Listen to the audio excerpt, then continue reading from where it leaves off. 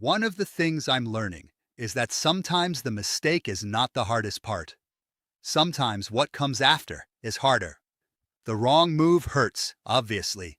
It frustrates you. It can cost you time. It can cost you progress. It can remind you that you already knew better. But then something else happens. The next time a real opportunity shows up, you are not always meeting it cleanly. Not because the setup changed. Not because the strategy suddenly stopped making sense, but because something in you got shaken. Hi, I'm JP, and I think one of the hardest parts of building anything properly is learning how to come back after you get something wrong. Not just come back in the sense of continuing. I mean come back cleanly. Come back without dragging doubt into the next moment. Come back without turning one bad decision into a whole new layer of hesitation. Because if I'm honest, that is where I feel the real battle sometimes. Not just the regret of the wrong move. The uncertainty that follows it. The part where even a valid setup can start feeling harder to trust. Because I'm no longer fully trusting my own ability to read the moment clearly.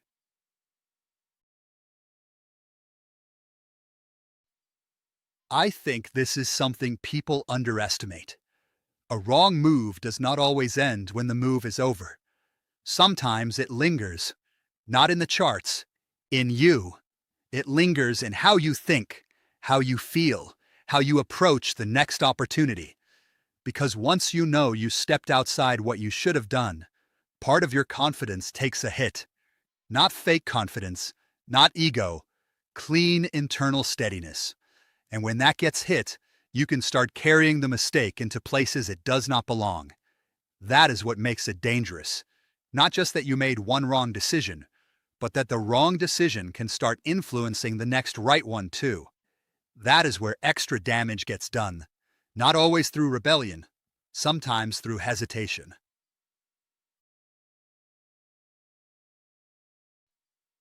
I think the hardest part for me after a mistake is that I stop trusting myself as easily. Not in some dramatic, I know nothing kind of way. More subtle than that. I just stop reading the moment with the same confidence. I become more cautious, more second guessing, more unsure. And on the surface, that can almost look wise. It can look humble. It can look careful. But sometimes it is not wisdom. Sometimes it is self-trust taking a hit. Because there is a difference between being wisely cautious and being internally shaken. One comes from clarity. The other comes from fear of getting it wrong again. And if I do not distinguish between those two, I can start calling hesitation discernment, when really it is just the emotional residue of the last mistake. That matters, because I do not want one wrong moment to rewrite the tone of the next right one.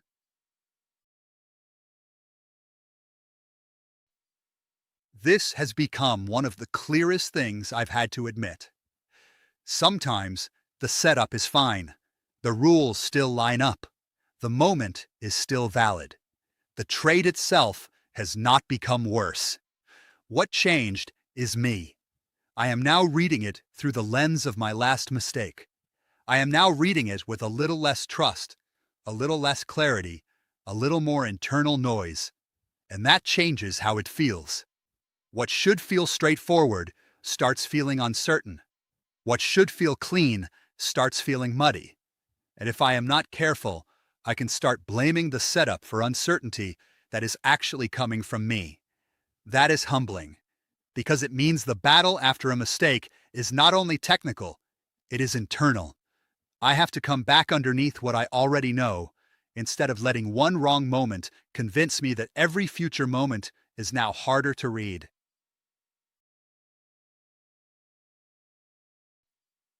The thing about hesitation is that it does not feel as dangerous as forcing. Forcing looks reckless. Hesitation can look responsible. That is what makes it tricky. But hesitation can still cost you. Not always by making you miss the trade completely. Sometimes just by making you approach the whole process with less conviction than it deserves. You start hovering. You start overchecking. You start mentally circling the same moment instead of meeting it clearly. and what should have been simple becomes emotionally expensive. I think that is why coming back matters so much. Because if I do not recover properly after a mistake, I can become harder on myself in a way that keeps creating more weakness. Now I'm not forcing, which is good, but I'm not free either. I'm still reacting, just in the opposite direction. And reacting in either direction is still not the same as being steady.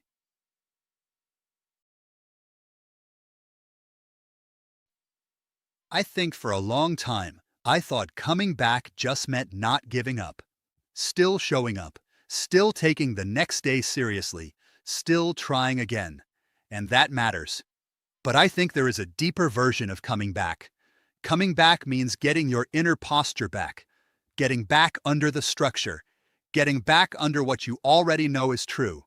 It means refusing to let the mistake become bigger than it actually was. Yes, deal with it honestly. Yes, learn from it. Yes, let it humble you.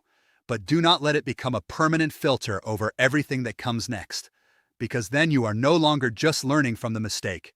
You are living under it. And I do not think that is where growth happens. Growth happens when the mistake teaches me what it needs to teach me. And then I let it go far enough that the next right moment can still be met clearly.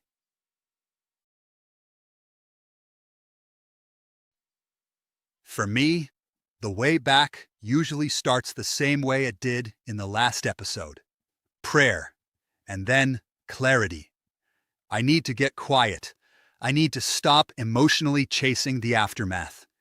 I need to bring the whole thing to God, honestly. Not with performance, not with fake strength, just honestly. I knew better. I reached anyway. Now help me come back right. Prayer helps me do that. It brings me out of reaction. It pulls me out of that mentally noisy place where everything starts feeling less clear than it really is. And then I need clarity. I need to remind myself what is still true. The rules did not change. The structure did not disappear. One mistake did not erase everything I have learned. One bad moment does not mean I suddenly cannot read the market anymore. That kind of reset matters, because after regret, your mind can start exaggerating the damage. Prayer settles the spirit. Clarity settles the mind. And both are necessary if I want to come back properly.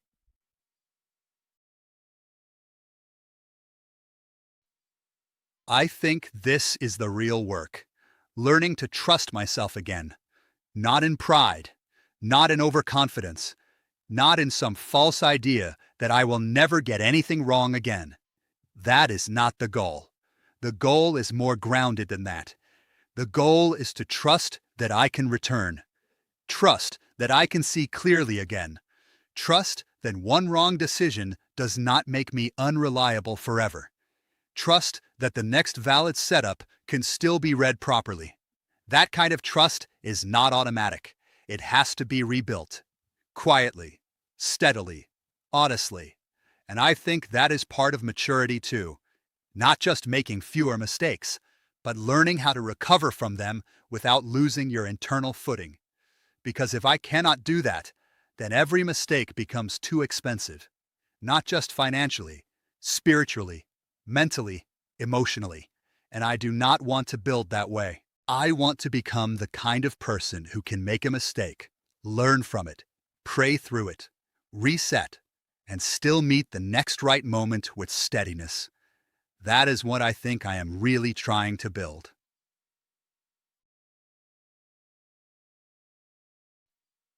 The more I think about it, the more I realize this is what coming back is really about.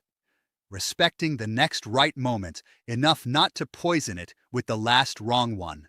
That matters, because the next setup deserves clarity. It deserves care. It deserves presence. It does not deserve to carry baggage that belongs to a moment that is already over. And that is where discipline shows up again. Not just in taking the right trade, but in releasing the emotional residue of the wrong one. That takes work. That takes prayer. That takes honesty. That takes a willingness to say, yes, I got that wrong, but I am not going to keep dragging it forward. That is the version of me I want to keep becoming. Not someone who never fails, someone who knows how to return. I think one of the hardest parts of getting something wrong is that the damage does not always stop with the mistake itself. Sometimes it keeps going into your confidence, into the next moment that should have been clean. And for me, that is where the real work begins. Learning how to come back, learning how to trust myself again, learning how to pray, reset, and get back under what I already know is true. Because one wrong move should not get to decide the emotional tone of everything that follows. It can teach me, it can humble me, it can sharpen me, but it does not get to own the next moment too. I'm JP, and I'll see you in the next one.